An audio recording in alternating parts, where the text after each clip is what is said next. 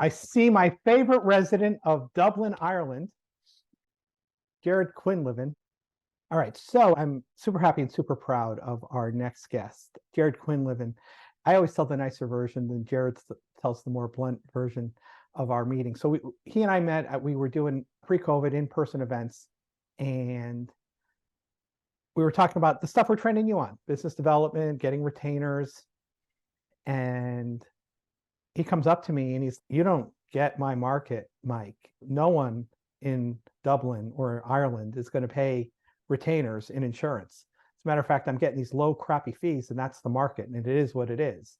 And I'm like, well, as long as you believe that, you're going to continue to get that result. And to his credit, he really shifted. And he's done so well, created so much leverage. I remember when I don't know if it was before that, but you were taking your first vacation in like years, and he's got young kids. And I remember tracking you on Instagram or Facebook and watching all the pictures and go, this is why we do this. This is why we do this. And then brought your whole family like a year or two later to Boston for 10 days. And that's what's possible from a mindset of this is hard. Nobody wants to talk to me. Nobody wants to pay a good fee. I just have to grind through this to get the crap that I'm getting. To Gerard, why don't you talk about that shift? So you give some Sure. people some advice, not just hope, but some practical advice on how to move forward. Sure. And thanks, Mike, for the opportunity. And yeah, look, just like Mike says, there's been a fundamental, monumental shift in my thinking around this business and this industry in the last 5 years. I'll take everybody back briefly to where I was and where I am now. Before we met in July 2018, Mike, I was a tenured non-life insurance recruiter for up to that point 18 years. And non-exclusive contingency search was my bread and butter. And I figured that was what I would always do and what I would always deserve to get in the market. And so the context of what Mike has just said in relation to when I said to you, you don't get my industry, it's because I simply didn't believe that there was anything else possible for me or my industry and my niche in Ireland. So I think a couple of things have shifted fundamentally for me. The first thing that had to change was my belief system around what was possible. So beliefs about myself. I, for years, doubted that I was actually good enough to do this job. I quit on myself regularly. I think at least twice a year, up to the point where I met Mike. I'd say to my wife, you know what? I'm going to pack this in. This just isn't working. I'm going to go off and I'm going to work at McDonald's because, frankly, it was the only job I could think of where I knew I'd get a steady wage and I wouldn't have to go through the hassle and the stress I was going through.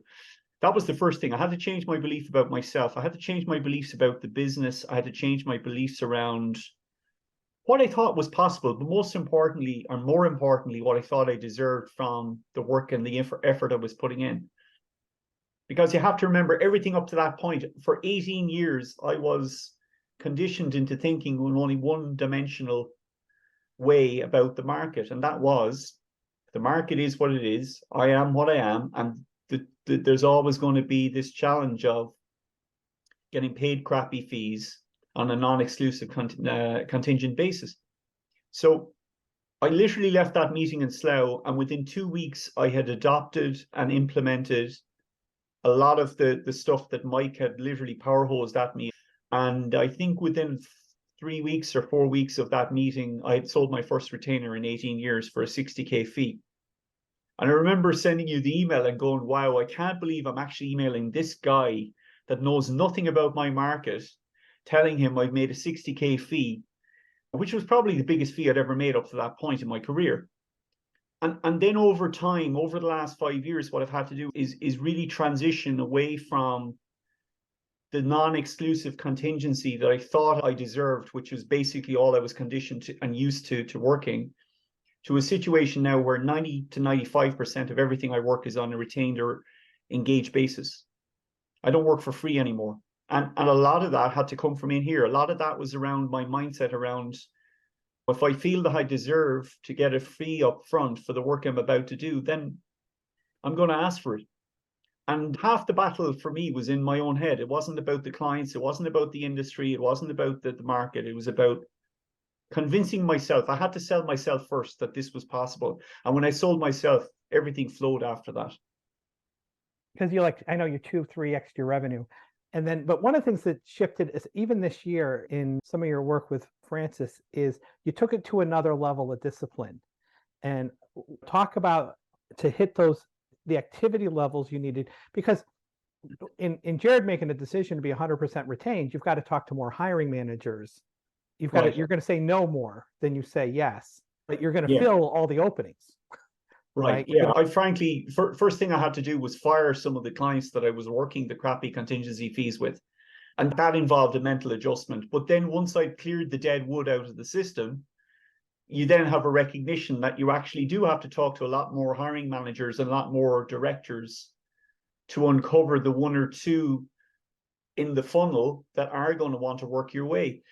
But the genuine joy that comes from that is that when you recognize and you've identified your avatar client, the client that you really want to work with, and the way that you know that will serve you and the company best.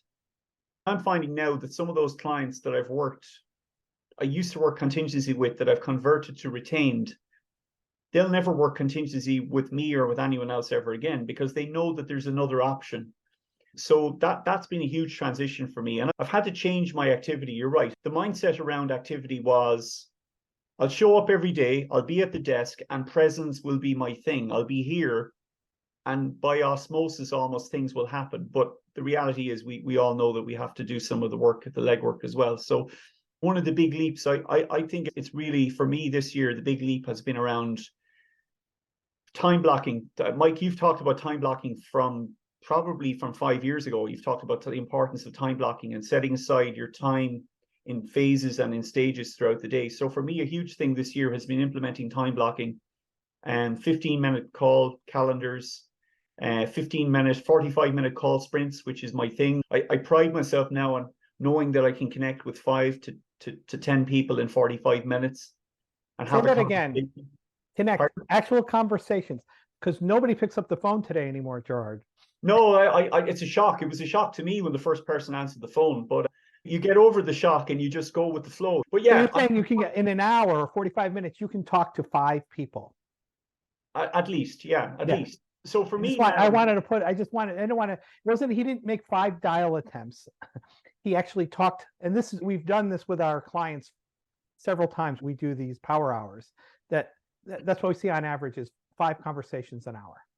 Yeah. I just wanted to emphasize that, because one of the things is there's this belief now, because there's fewer phones and things like that. When you hire the right researchers and things like that, you can dial in when you have a good plan, and you can talk to 5 in an hour.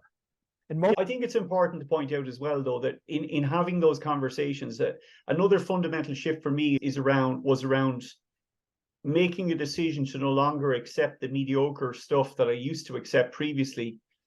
And you used the phrase before, Mike, if you want to get treated differently, you got to show and act differently. So a huge part of my conversations now with clients is in me showing up as a trusted advisor, as presenting as somebody that they can rely on as an advocate in the market, not just, and I think you've used the phrase before, a bounty hunter who's going to sling a couple of CVs their way. Even in doing things differently, I'm showing up differently now for my clients. I'm talking in a different manner.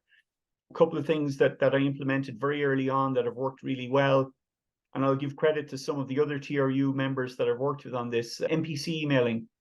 I genuinely never believed MPC emails would work. I have a funny story to share on that, actually. I sent an email out to 770 people last week about a trade show I was planning on attending on Thursday, inviting everyone for a cup of coffee.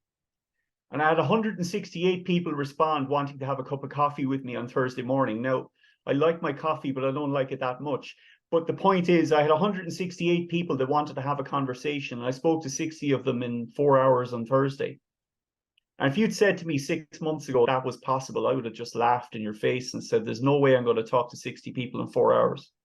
But I walked out of that with 60 conversations, 2 new job orders, 2 job leads, 1 first-time interview, and the momentum that just generated from that 1 4-hour investment of my time actually indirectly resulted in a fee worth 20K on Friday evening, just before closing bell. It's about the input in terms of the consistency of showing up, doing the right things, making the calls. And I'm a firm believer now, from a mindset perspective, in if you keep putting in the inputs, the outputs inevitably have to fall. It's not just dumb luck. Because I used to think when I'd make a fee historically, it was just down to my luck, just down to luck, because it was my turn on the merry-go-round. I don't think that way anymore. I now realize that there's actually there's a mechanic, there's an algebra equation behind the mechanics of this business that I think that if you get the fundamentals of it, it makes everything possible. Perfect.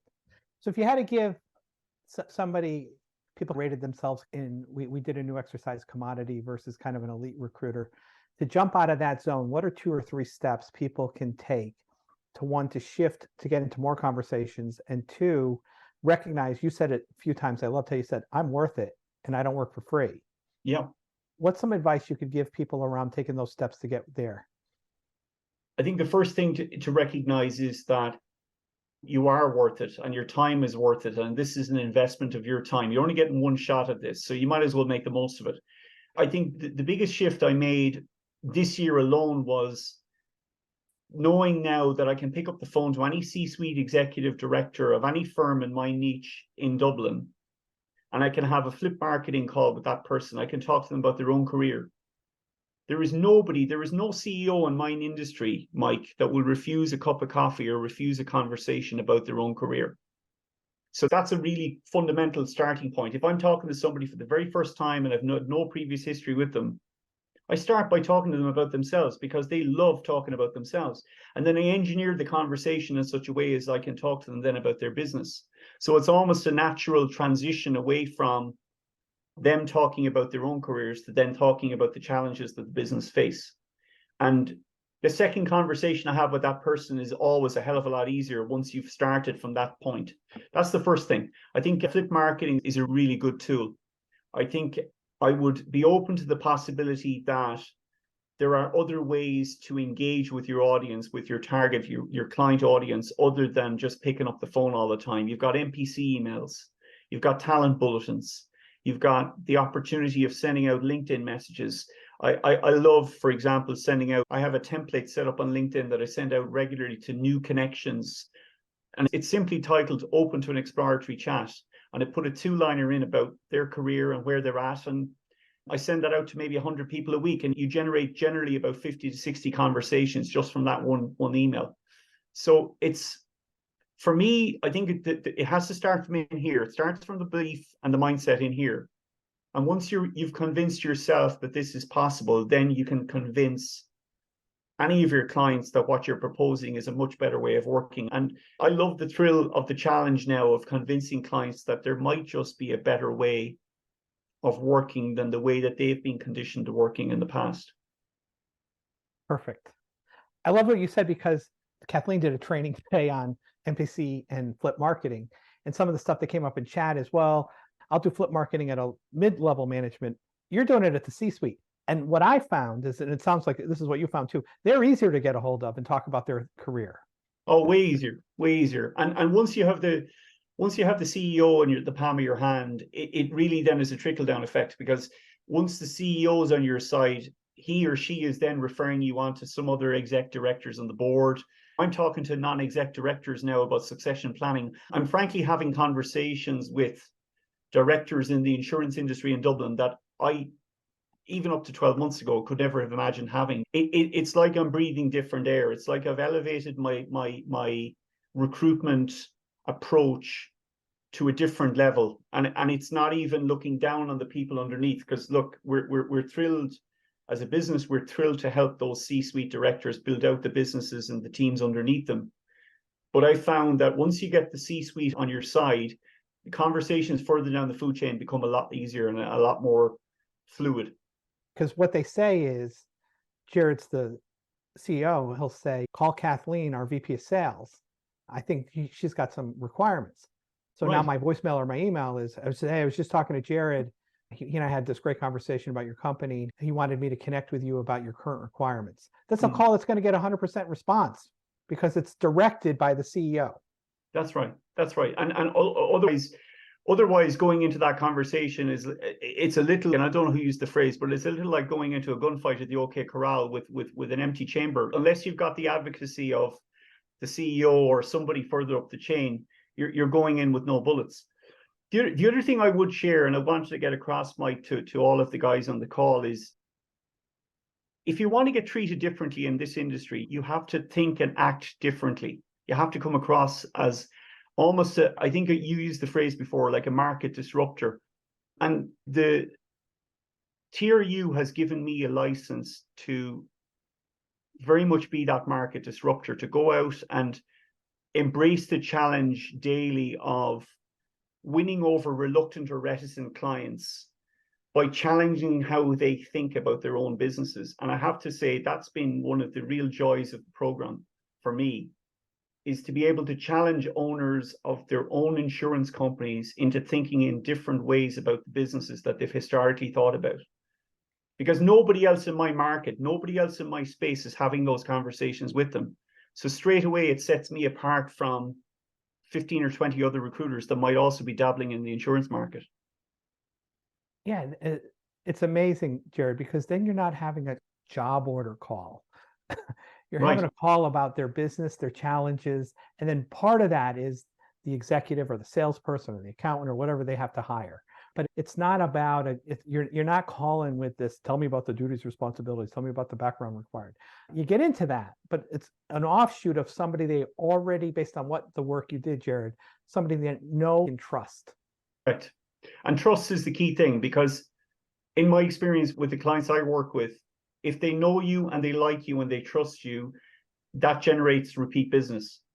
And frankly, for me, the joy of this is not in winning the new client over. It's in winning the new client over for sure, but in knowing that that leads to other repeat business down the line with that client. They're not going to go on any other recruiter in the market, because once they've worked this way with you, they'll never want to work any other way with anyone else. Oliver put in chat, the McDonald's bit resonates with me. I remember, Gerard, I don't think I ever told you this, and just for everyone else, just early in my career, I had to cross a bridge to get to my office, and the bridge had a 75-cent toll. This is before Easy Pass and all that other stuff. And I'm like, God, it's a New York State job. He's going to have a great pension. He's got a phenomenal benefits. Probably works 6 a.m. to 2 p.m. He's home every afternoon when his kids come home from school. And what's his challenge, right? I give you $1. Do I give him a quarter? Do I give him two? Do I give you 2 dimes and a nickel? Do I give you 5 nickels? Do I give you a dime and 3 nickels? So it was like, I remember fantasizing when I was struggling about working for the state of New York and applying for one of those jobs. And it wasn't good. It wasn't something where I really pondered it, but to that point of, I don't think it was serious for you at McDonald's, but it was like, this would just be so much easier if I just could have this. I think that's a huge point. And I would share as well, like, if you're in this business under the premise or the assumption that if you just did things a little bit different, things get easier. They do in some respects, but once they start getting easier, then you actually realize you're off course. So for me, when things get easy, I start to look at where my course direction is going. Because for me, the challenge is not about things getting easier. It's about getting comfortable with the idea that you're not going to always be comfortable in this job. You're going to have periods of discomfort. You're going to have challenges. And for me, playing a bigger game in this business is about identifying where that next challenge and that next source of discomfort comes from. You've given us license, Mike, to go out and become what you term surgeons of search. I call myself a surgeon of pain identification, because I literally go out hunting like a bloodhound for pain in the industry. And once I uncover it, I'm thrilled.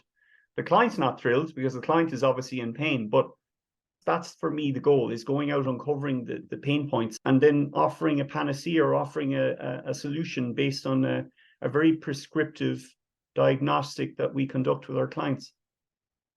You said something key there, because I remember this was just a few years ago. I didn't have any other coaches yet.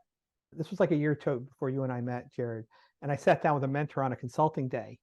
And for me to go to another level, it was going to be to have other people coach and other people sell.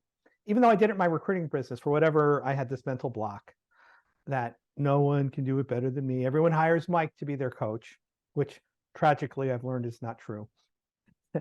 People hire us to change their business. But it was really uncomfortable. And that was what was holding me back. It was the way I thought about it. And the individual's like, Mike, to live a long, fulfilling, challenging life, one needs to be comfortable with the concept of always being uncomfortable. And he made it normal. Like think about it, whenever you've got really comfortable, you've probably all gotten bored out of your minds. There's nothing, that doesn't mean we don't celebrate successes. It doesn't mean we don't enjoy it. It just means you're leaning on the edge. Almost like you're right on the edge. You're pushing yourself to a limit where you're not going to jump off of a building, but where it's marginally uncomfortable. And that's how you expand a comfort zone, because it keeps going out and out and out. Then what's next? What's next? Used a great term, Jared, playing a bigger game in my business. So with any final thoughts, this was fantastic. You totally covered all the areas we actually trained on the last couple of days so far. Great, I'm glad. I think the only final thing I'd share is the business. You used the phrase a long time ago. You said the business has no choice. Your business has no choice but to show up in the way you think about it. So when I historically look back in the way I used to think about the business, it's no surprise to me that the business was the way it was. And I think the most compelling and the most convincing argument I can give anyone for the difference between the way I thought then and the way I think now is, in the space of just 12 months, from August 2020 until August 21, which was right through COVID, in 1 year, I 10x'd my revenue. And I'm already on track this year to exceed that. Frankly and honestly, if I can do that with my business in Dublin, Ireland, there is absolutely no reason why anyone else in the world can't do exactly the same, if not exceed that, just by applying some of the logic and implementing some of the processes that this program offers. And there's no question but that if I hadn't discovered the TRU in 2018, I probably would be working at McDonald's. May I just add, as icing on the cake, that we are very grateful and proud that Gerard is part of the coaching team here at TRU. I don't remember if you said that at the beginning, Mike, but as I sit here and listen to Gerard tell his story, I am reminded by the feedback I get on a regular basis from clients about how he helps them up their game, define a bigger vision for themselves in their business, and supports them and coaches them step by step in moving toward that goal. So I just love hearing you, Gerard. Great. Thanks, Kathleen. Yeah, so this is just a testament. 10x's revenue, working less, has time to coach our clients. All right. He didn't sell his business. He's still growing his revenue. And this is our coaches. It's a part-time job. And they're either current clients or alumni clients who've been in the trenches, who've done all the work and kind of tread the ground. So I've actually witnessed in some of our small groups, Gerard coach, and he's freaking wonderfully vicious in accountability. Because he had, and I know where it comes from, right? It's you hear the story you told yourself 4 years ago with these new guys and gals, right? Absolutely. It resonates hugely. And still to this day, I hear people come up with excuses and I think, yeah, that was one of mine as well. But I think it's a really great entry point to becoming a coach, because once you accept that, and again, I'm paraphrasing you slightly here, Mike, but once you accept that all progress begins with telling the truth, once you start telling yourself some truths, it's pretty easy to pass it on to others. For me, it's a thrill to have the opportunity to coach and to have other people recognize qualities in me that perhaps I didn't recognize in myself. So yeah, I'm just thrilled to be part of the team. We're honored to have you, my friend. Thank you so much. No problem. Covering everything and giving some practical advice on how to implement some of the things we've talked about. Great. Have a great evening, guys. Take care.